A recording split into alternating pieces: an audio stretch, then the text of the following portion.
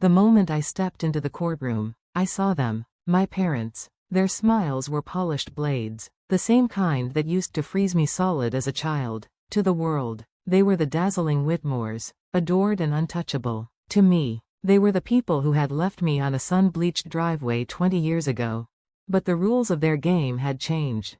My grandfather, the only one who ever stayed, was gone, and he had left every last cent of his billion-dollar empire to me. Now, the very people who had abandoned me were here to claim it. As I stood before the bench, my pulse throbbed in my ears, a frantic drum against the marble silence. The judge lifted his gaze. He studied me, and a flicker of recognition passed over his face. His voice, when he spoke, held a stunned tremor. "Wait, you're her?" The silence that followed was absolute. I watched the polished confidence on my parents' faces begin to fracture. I was 5 years old the day they vanished. The Santa Barbara sun was a merciless blaze. My mother, Victoria, crouched before me, her white dress fluttering. The scent of lilac clung to her like a lie. "Be good for Grandpa," she said, her smile a fragile, trembling thing. "Where are you going?" I clutched her dress. "Can I come?" "Just a quick trip, darling." The crack in her voice betrayed her. She didn't hug me. She kissed the air beside my cheek, her earrings brushing my skin, and her heels clicked away like a countdown. The car door slammed, gravel crunched, and they were gone. I chased the silver convertible until my legs gave out, until my screams were swallowed by the wind and distant gulls. Only the smell of dust and gasoline remained. Then, a steady hand on my shoulder. Grandpa Henry knelt, his presence a quiet fortress. He brushed the dirt from my knees, his gray eyes holding a sorrow deeper than the ocean behind us. "They don't understand what they've lost," he whispered, his voice trembling with a love I had never known from them. He tilted my chin up. "You'll never be unwanted again." That night, he made me cocoa with extra marshmallows, his large hands gentle on the pan. As he tucked me into the cavernous quiet of the mansion, I whispered, "Will they come back?" He hesitated, his hand smoothing my hair. "Some doors, my dear Emma, once closed, should remain shut." He switched off the lamp, leaving a pool of moonlight. "You'll never have to chase love again. From now on, it lives right here." I believed him. That was the night I stopped waiting and began belonging. Life with Grandpa Henry was not a story of billionaire extravagance. It was a lesson in truth. Every morning at 6, he'd tap on my door. The world doesn't wait for those who linger. Over coffee, he'd make me read the headlines. Tell me what they're not saying, he'd demand. Truth hides beneath the surface. He built Whitmore Industries with integrity as its cornerstone. "Money is like salt water," he'd say. "The more you drink, the thirstier you become, so make sure what you crave is worth it." He taught me to see the world not as it was presented, but as it was. When I was 16, I saw my parents on television, laughing on a red carpet. My knuckles whitened around the remote. "Do you miss them?" Grandpa asked from the doorway. The truth quivered, but I spoke it. "Not anymore." He nodded. "Good. Missing those who left is like staring at a closed door. You'll miss the ones still open." That night, he gave me a small, worn journal. "For your truth," he said. "One day the world will try to change it. Don't let them." I didn't know then that this book would become my armor. The morning he died, the world went still. I found him in his study, his glasses resting on an open page. His final written line, "Truth in the wrong hands turns to poison." At his funeral, the elite came to be seen, and among them, dressed in sleek, performative black, were my parents. Victoria dabbed dry eyes with lace. Charles checked his watch. Afterward, they approached me for the first time in 22 years. "Emma," my mother said, tilting her head, "you've grown. You remembered my name." I replied. "We're family," she insisted, the word ash in her mouth. "Family?" I said. "You left me like excess baggage." Charles's jaw tightened. "You always had a flair for drama." Then, the reading of the will. The attorney's voice cut through the hushed room, leaving every cent of the colossal estate to me. The silence was a physical force. "That's not possible," Victoria gasped. "He wasn't in his right mind." Charles slammed the table. The attorney read my grandfather's final message to them. "Those who abandon truth for comfort have already surrendered their inheritance." As the crowd dispersed, my mother turned on me. Her venom laid bare. You'll regret this. You don't deserve a single piece of what he built. I met her stare. Ice for ice. Neither do you. A week later, the lawsuit arrived. Charles and Victoria Whitmore versus Emma Whitmore. Claim of undue influence. They accused me of manipulating a dying man. The media frenzy was instant and brutal. Headlines screamed. Paparazzi swarmed like vultures. A blocked number called my phone. Enjoying your fame? My mother's voice hissed. You stole our life. Now we'll take yours.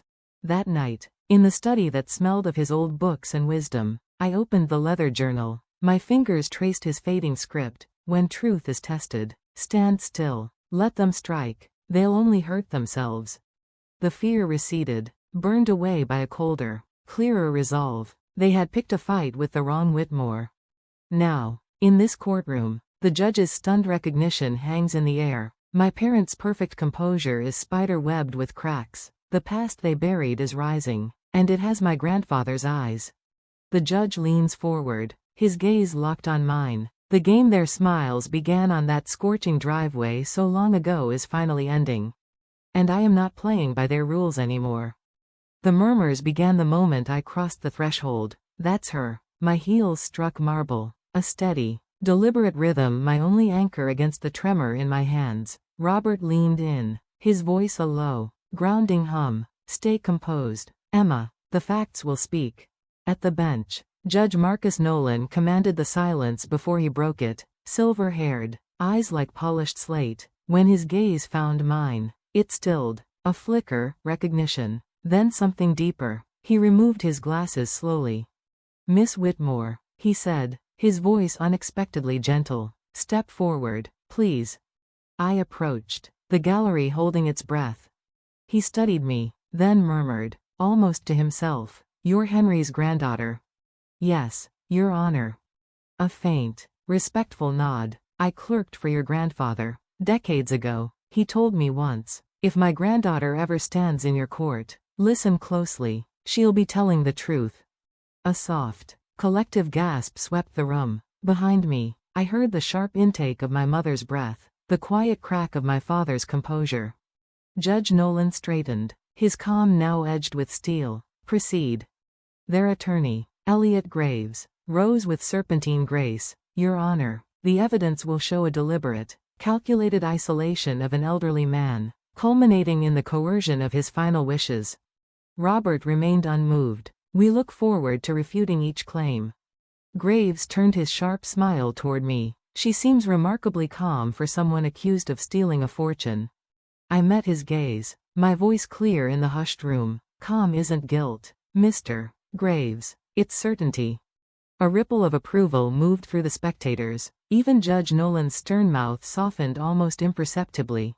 For 2 days, my parents' legal team painted a masterpiece of half-truths, spliced emails, cherry-picked staff comments, fragments of context twisted into daggers. Each time, Robert dismantled them with clean records, unwavering timelines, and witnesses who spoke of my grandfather's fierce, lucid love.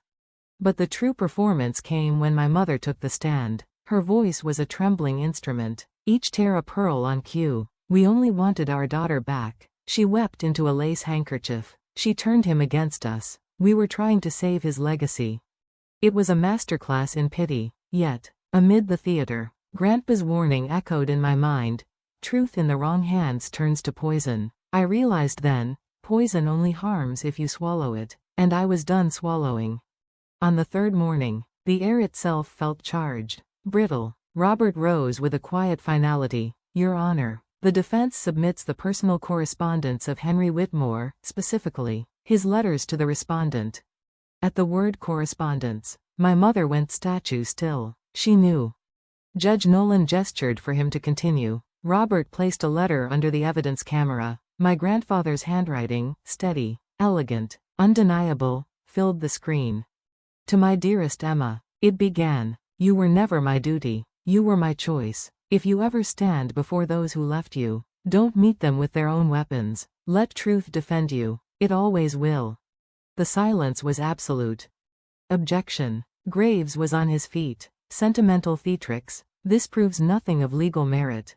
Overruled. Judge Nolan's tone brooked no argument. The decedent's state of mind and intent are the heart of this matter. Continue. Robert gave me the slightest nod. I reached into my bag and withdrew the worn leather journal. Its spine was cracked, its pages softened by years. My grandfather's personal diary, I said, my voice gaining strength. He wrote in it until the week he passed. I turned to the final entry, my finger tracing his words. My son and his wife live for appearances. My granddaughter lives for truth. The estate must be hers, not as a reward, but as armor. She will carry my conscience where I no longer can. The sacred silence that followed was broken by my mother's shattered composure. He was sick, she cried, lurching up, confused. She manipulated him. The gavel cracked sharply. Sit down, Mrs. Whitmore. Her protest dissolved into the wood-paneled void. I turned and looked at her, the architect of my first loss, and spoke not to the court, but to her. No one manipulated him. He simply finally saw you. I was no longer their abandoned daughter. I was Henry Whitmore's heir, in every sense that mattered. The verdict came not with fanfare, but with a profound, settling gravity. Judge Nolan's words were clean and surgical. This court finds no evidence of undue influence. The plaintiffs have demonstrated not victimhood, but entitlement. The will stands in its entirety. The estate is affirmed as the property of Emma Whitmore. The gavel fell, a single, definitive crack. The uproar that followed, the scribbling reporters, the flash of cameras, felt distant, muffled. My father crumpled into his seat, a man deflated. My mother stared ahead, her eyes empty of everything but defeat. Robert's hand was firm on my shoulder. It's over. But victory felt like a vast, silent hall. It was the echo after the shout. As I turned to leave, my mother's hand shot out, her nails digging into my wrist. You think this makes you whole? She hissed, her breath hot with venom. You'll die alone in that house, just like he did. I looked at her, truly looked, and saw only the ghost of a woman I'd once longed for. I'd rather be alone, I said quietly, pulling my arm free, than be like you. Outside, the Pacific sunlight was brutal and cleansing. The media swarm descended, shouting questions about money, power, revenge. I paused on the steps, the wind lifting my hair. It was never about the money, I said, my voice carrying just enough. It was about what he taught me, that truth doesn't bend, and neither do I. Weeks later, the quiet in the cliffside mansion had deepened from absence into a kind of presence. The echoes of his voice were now in the books, in the view, in the rhythm of the waves below. I was learning the weight of peace. Then, one evening, as the sky bled into violet, my phone rang, an unknown number. Hello? A long pause, then a shattered voice. Emma? It was my father. I read the journal, the one entered into evidence. I requested a copy. His breath hitched, raw and broken. He wrote that he lost his son long before he died, that I chose a reflection over a life. I closed my eyes, gripping the phone. He also wrote that regret is a door, not a wall.